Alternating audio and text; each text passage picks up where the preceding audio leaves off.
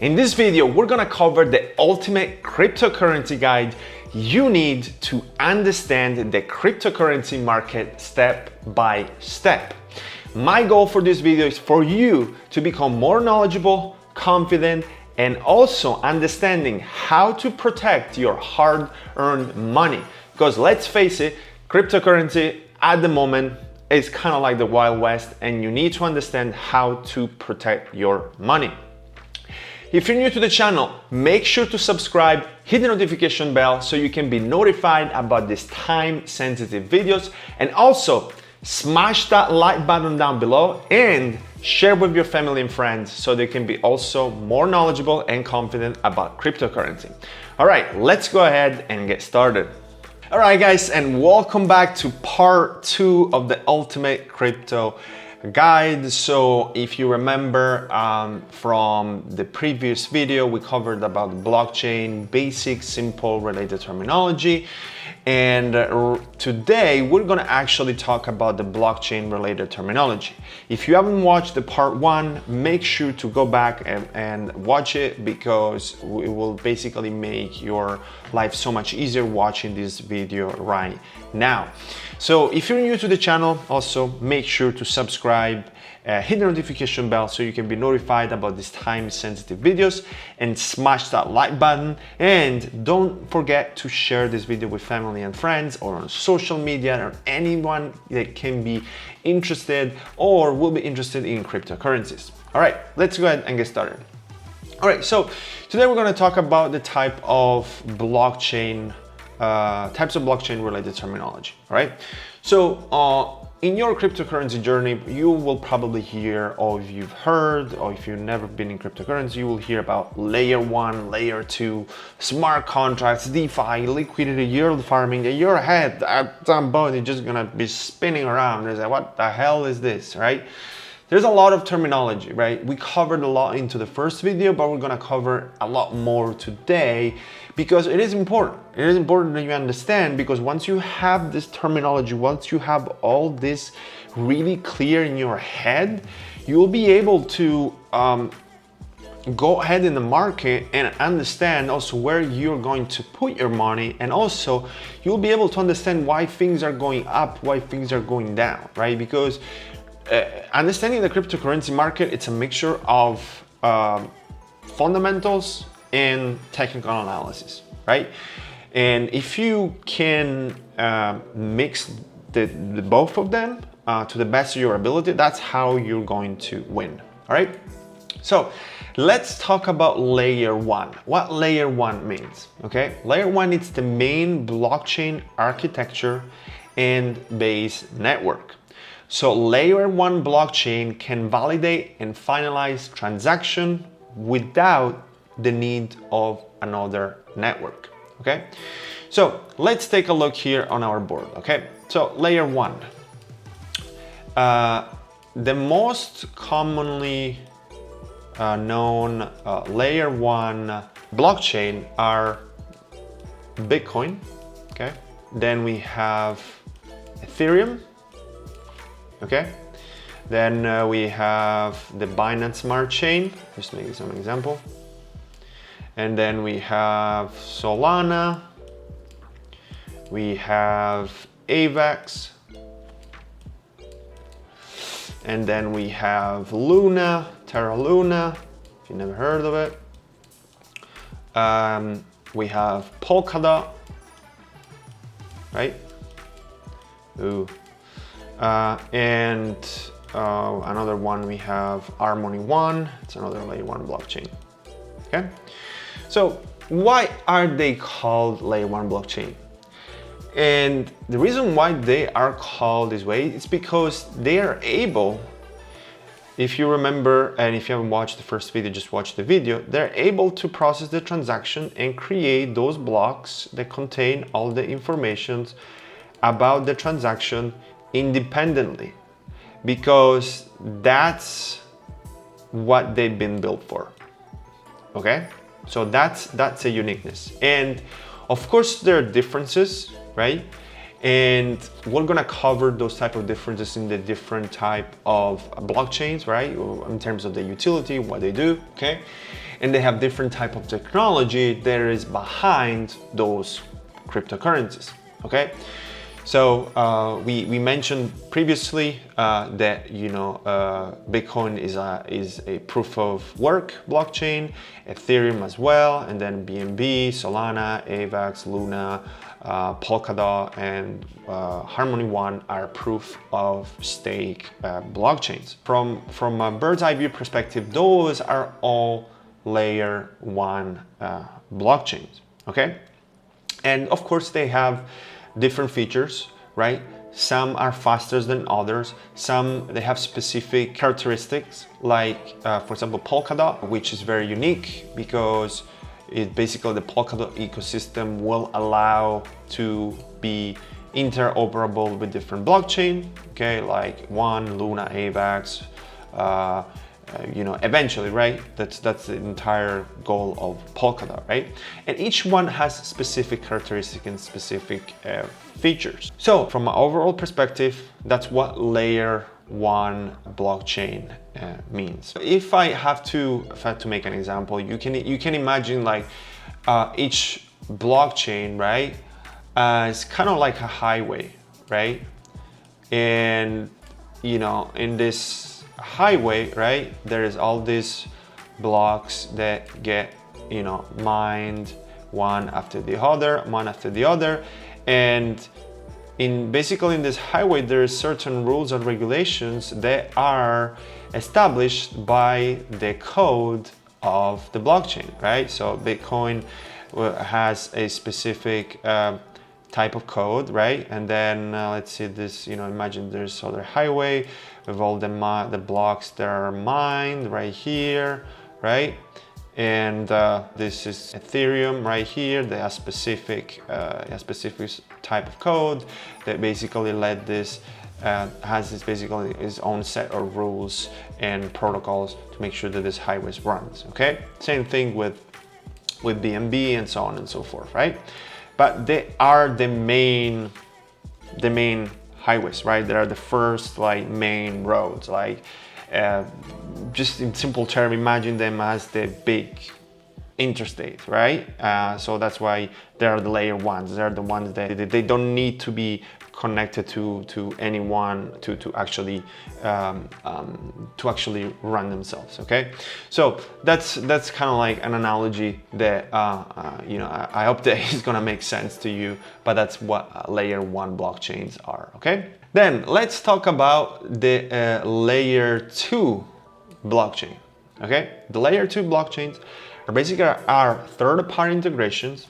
They're built on top of the layer one blockchain and can be used in conjunction with a layer one blockchain.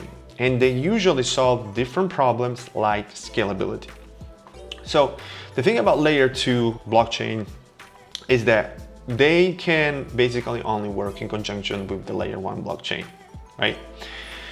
And the reason why they are very powerful and they're very useful is because they solve a specific pain point. Okay, so let's make an example of Ethereum. Okay, Ethereum is a very popular blockchain. Okay, and we know that Ethereum is a proof of work blockchain. Okay, and in order, right, let's make an example of the highway, right? In order to create these blocks, right? Anytime a block is mined, right? We have the process of getting the notification of the transaction, then the transaction gets validated, and then the block is created with all the information that will get stored into the blockchain forever. Okay, but this process, right, takes time. And when you have thousands and thousands, if not hundreds of thousands of transactions, this highway, right, gets congested, right? Because, okay, no, there is this guy that needs to send money to this other guy right here, and the block needs to be created, needs to be confirmed before the other guy, right, is able to basically send the money to the other guy, right? Because it cannot go from here to here to here. No, it's all like sequential, and everything it's stored into this ledger in a very, very sequential way. So what happens is that because there is thousands and thousands of transactions per second, it might take hours for this block to be mined, right? And therefore, you know, and all this information to be stored right here, and therefore this guy might be waiting for hours, right, to receive his money, right? So what a layer 2 blockchain does, right, it's, imagine like a secondary highway, right, where, you know, the transactions, right, so they basically, it's layer 2, right? And let's take the example of Matic, right? Polygon Matic is a layer 2 scaling solution of Ethereum, and basically the goal is to decongest the Ethereum network and be compatible with the Ethereum network, and also save a lot of money in terms of transaction and gas fees, okay? So let's say that the Ethereum network is congested and there's all this transaction right here. By being a layer 2, what happens is that this guy right here, okay, they want to send money to this guy right here, right? And once we have the layer 2 scaling solution in place, the blockchain, this transaction, right, it can take the exit here, okay? The transaction can be processed right here into the layer 2, and then it can come back again, it can enter again the highway, right, and have this information stored right here, because basically the layer 2 solution, they have this highway right here has the same rules, pretty much same rules and regulations of the main highway, okay? But it helps this highway right here that is very congested to have all this transaction processed faster and also cheaper, because it's a secondary road. There's not a lot of traffic here, so all the other transaction can be processed here, but it's compatible, right? It's compatible with this highway right here, so the transactions can exit here, right, get processed into the layer 2, and then come back to the main blockchain and have them stored into the ledger. Okay, so that's what a layer 2 blockchain is. Okay, so it's basically helps with scalability and helps with the processing of the transactions, okay? And that helps massively in terms of scalability of the network itself, okay? All right, so that's in a nutshell, in very simple terms, what a layer 2 blockchain is, okay? So again, imagine this big highway right here. It's very congested, and in order for these blocks to be mined and the transaction to be processed, they basically take the exit, go to the layer 2, get processed right here. This highway has cheaper gas, right? And then the transaction can re-enter the main highway after the congested part of this highway it's been passed through. Okay, so that's what a scaling layer 2 blockchain is. Okay, and also you know, a layer 2 can basically use the same protocols and the same type of you know, architecture of the main layer 1, but it can be also faster and cheaper, like Matic, right? And that's why a lot of projects, especially in the gaming industry, are launching on Matic, because it's scalable, it's faster than Ethereum, and the processing of the transactions is cheaper. Okay, so That's what a layer 2 blockchain is. Okay, I hope that this was clear. So let's go ahead and take a look at our other term. So another term that you will hear a lot is smart contracts. So smart contracts, right?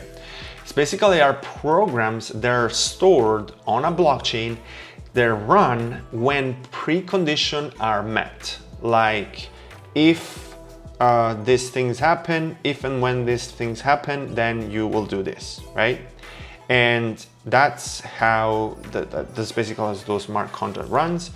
And it's what it is basically code that is written in the blockchain, and it basically talks with the main blockchain and can execute certain type of actions. Okay, so a network of computer then executes the actions when the predetermined conditions have been met and verified. Okay, so one of the most popular smart contract layer 1 blockchain infrastructure is Ethereum. Okay, so Ethereum, we know that it is a network, right? Okay, and what we know that a network is a series of computers that talk to each other. Okay, right? So they all communicate between each other. They all understand how to talk to each other, okay? And the capability about Ethereum is that the entire code, right? And the entire software of Ethereum is programmable to do certain type of things, okay? So let's say there is this software right here, right? That basically, I don't know, anytime anytime a user hits $100, 100 tokens in their wallet, they basically get rewarded $1. Okay? Just making an example. And this program right here is called, I don't know, Coin Maker, right? Just making an example, okay? Right, so this is Coin Maker right here. It's a smart contract, right? That runs on the Ethereum network, and the developers basically have all these line of codes right here in this Coin Maker. They basically talk to Ethereum with the network, okay? And they instruct the network to do this, okay?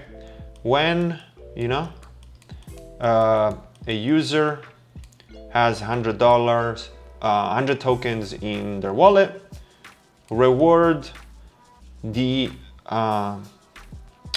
token holder with $1, right? Of $1 worth of token, of course, right? So, and that's why it's programmable, right? So you can instruct the smart contract, right? And it's a contract that it's executed, right, between the network and the actual developer that wrote the contract to take a certain number of actions, right? And that can be applied for a variety of things, right?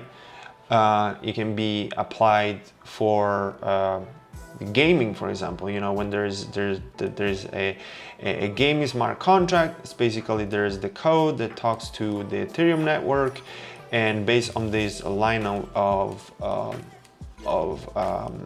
code right here, certain actions will be executed, and they will allow this game to run on the network. And basically this part is programmable, and it will use all the features of the main blockchain, okay? And of course, the faster the blockchain is, the faster all these applications will be able to run on the network, okay?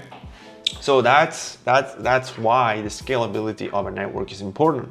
So that's why a lot of gaming cryptos are launching on Solana, are launching on Terra Luna, on AVAX, on Matic, because those blockchains are faster. So the execution of these programs right here is going to be faster as well, right? But in a nutshell, that's what a smart contract is. And it can be used for a variety of reasons. It can be used for creating smart contract that they automatically, create crypto backed loans, and used for lending, for different type of utilities, right? But in a nutshell, that's what a smart contract is. All right. So let's go ahead and take a look at the other term, and the other term is DeFi. So you probably heard this a lot, so basically what DeFi is the abbreviation of decentralized finance. And what basically the system does is that it removes the controls of banks and institutions that they have on money, financial products, and financial services. Okay, so currently, right, if you have to take a loan, right, you would have to go to the bank, right? And then the bank will check your credit score. Okay. And then you will have to maybe fill an application if you're eligible, right? And then after that, hopefully they're gonna give you the loan. Okay, so that's how pretty much like right now it works to get a loan. With this decentralized finance, you can actually skip all of this, okay, and get a loan based on how much crypto you have, right? So let's say that I have 10 Bitcoins, right? Okay. If I basically go to one of those decentralized finance protocol, right, I can take a loan out, let's say, I think right now the most I believe that the major DeFi they ask like 1.5 times your collateral, but anyway, you basically have to have some sort of collateral, right, in order to take some loan out, right? And just say that you have 10 Bitcoin, right? And then you will basically be able to get a certain amount of loan, right, based on your collateral. But you don't have to go through all of this. You don't have to go through credit checks. You don't have to go through application, and you'll basically get your loan pretty much instantly. And of course, you'll have to pay interest. But sometimes the interest is very, very favorable, because there's some platforms that have interest rate starting at 1%, okay? And I've seen a lot of people that were able to come out of debt, of credit card debt, by simply taking a crypto loan at 1%, okay? And repaying the credit card loan that was running at 25%, right, interest rate, okay? They covered that, and then they're able to pay their loans at 1% interest instead of like 25. Okay, so that's the beauty about decentralized finance, and that's really the basic explanation. There's a lot of different utilities that come with decentralized finance. There's there's loan, there's lending, there is liquidity protocols. There's a variety of utilization, but in a nutshell, the most common, right, real life example that I can make you is this, right? So you get a loan, you gotta go to the bank, they do the credit, and you're gonna do the application, they give you the money. Instead, with a decentralized platform, you can get a loan. Of course, you gotta get most of the times you gotta have a collateral in place, but you don't have to go through this, because I believe that a lot of course, a lot of people are they have bad credit, sometimes they cannot get access to loans, or if they do, they have a very high interest rate. So this one could help a lot of people, but of course you gotta have collateral, because by skipping the credit check, if you don't pay, then they're basically this collateral is liquidated in order to basically cover your loan. Okay, so but there's a lot of different utilizations that are very useful, and this is basically one of them. Okay, so let's take a look right now at the other term, and it's basically the liquidity. Liquidity is the ability of a coin to be easily converted into cash or other coins. So let's say that I want to convert a coin, right? Let's say this coin is called, I don't know, it's just the first one that comes into my mind, Terra Virtual, right? TVK. And I want to convert this to BNB, which is another coin, okay? So if this coin doesn't have liquidity, it's impossible for me to convert this coin to BNB, because the liquidity pools of this coin are not enough, right, to satisfy that conversion right here.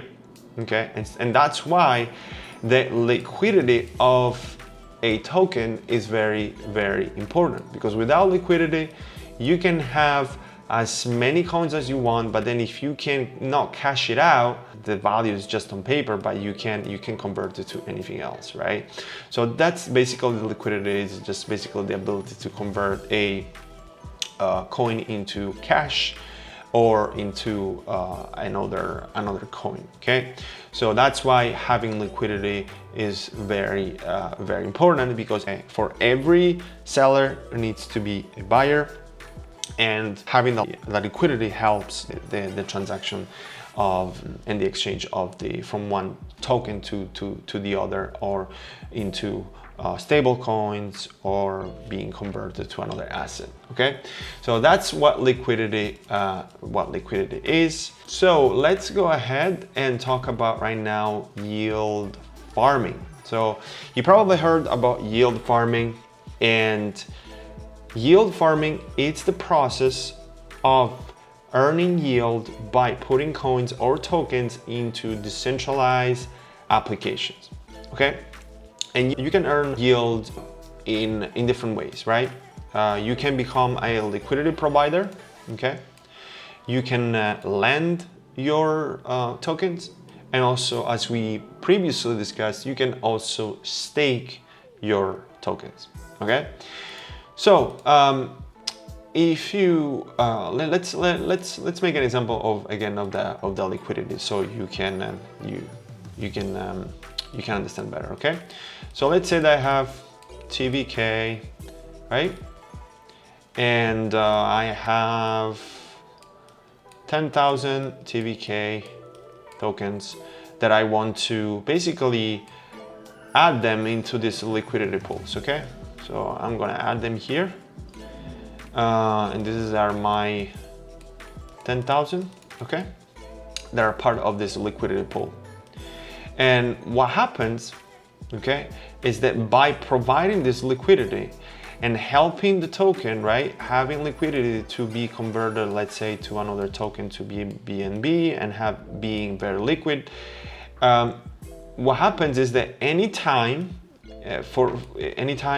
I basically provide liquidity to this token, I get rewarded, right?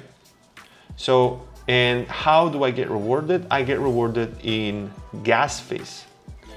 Okay, so the gas fees are basically fees that you have to pay, right, anytime a transaction takes place. Okay, so that's what the gas fees are. And basically part of the gas fees, they go to as a reward to the liquidity provider as well. Okay, let's say that the gas fee here, I'm just making an example, is let's say $1, right? Just to make it even, right? But in reality, it would be the token itself. Let's say $1, just to make it simple. Okay, because I provided this, right? Because I'm basically putting my token holdings are at use, right? I will receive a part of it, right? Of this dollar, right? And let's say that I would receive, I don't know, 20 cents per transaction, okay? By becoming a liquidity provider. And you can see that, let's say that, you know, in a day, right? Provide liquidity, and there's let's say there are 10 transactions for that specific blockchain, right? I basically, for each transaction, I get paid 20 cents, okay? So I would basically earn $2, right? Just by providing liquidity to the liquidity pool, okay? That's one way on how you can earn yield. Another way where you can earn yield as well. All right, another example of earning yields is through loans, okay? And that connects to the DeFi space. And this is a pretty cool, interesting concept because it's kind of like becoming your own bank, right? Because let's say that, you know, there is this gentleman right here, okay, that wants to get a crypto loan, okay? And then it's you right here, right? That basically you provide, right, assets to this protocol, right? One of the most popular one, it's Anchor, okay? And you provide basically liquidity, and you provide the asset to this protocol right here, right? And this asset in this case would be UST, would be basically a stable coin, right? So imagine this guy right here ask for a loan, and you basically you provided before the asset to the platform, right? Now the platform goes and lends this asset, which is UST, to this person right here, and this person, right, has to pay back interest, right? Let's say the interest is, I don't know, 6%, whatever that is, right? And part of this interest, right, gets paid to you because you provided the asset, right? And you put your capital at work, right? And it's kind of like, you know, being a lender for real estate deals, right? Same thing. You become your own bank. You lend money to the real estate developer, and as long as they use that capital, they'll pay you interest. They'll have to pay you interest, right? And it's kind of the same thing that works right here. It's just that, you know, you basically deposit on this protocol, and then the protocol then lends those money out to this person, and the person pays the interest, and you'll get a part of the interest as well, right? So that's how another way you can earn yield. And the last one that we talked before is staking, right? Staking. And by staking, you know, let's say that you want to stake a specific coin, right? We talked about Anchor. Let's say you stake Anchor, and once you stake the coin, then basically the protocol uses it for different reasons, right? The majority of the times to provide liquidity. Once you put these coins away, you will get then rewarded by having this coin locked away, and you'll get a percentage of reward, right? It could be an APY of, I don't know, like 20%, okay? So you help them out, and then they'll pay you interest, right? So that's another way you can earn yield, right? So there are different ways, but these are the most common one, okay? So this was part 2 of our ultimate crypto guide. I hope that you enjoyed this video, because today we covered the different type of blockchain related terminology. I hope that by now you have a better understanding of the entire cryptocurrency market. I'm super excited about keep teaching you about the cryptocurrency world. I do believe that we are in the best times for cryptocurrencies, even though the market is currently moving sideways, it's down, but you have to stay positive and believe in the long term. And also, if you're new to the channel, make sure to subscribe, hit the notification bell so you can be notified about these time-sensitive videos, and also smash that like button and share. Please share this video with family and friends, and let me know in the comments below if you want to learn something more about what we covered today, and if you want to ask more questions, I will be happy to answer you. And I'll see you in part 3. Make sure you keep coming back because it's gonna get better and better. And next time we're gonna cover a little bit more about the coin terminology and the websites that you can use and different exchanges so you can get started in cryptocurrencies. And I'll see you in the next. Bye.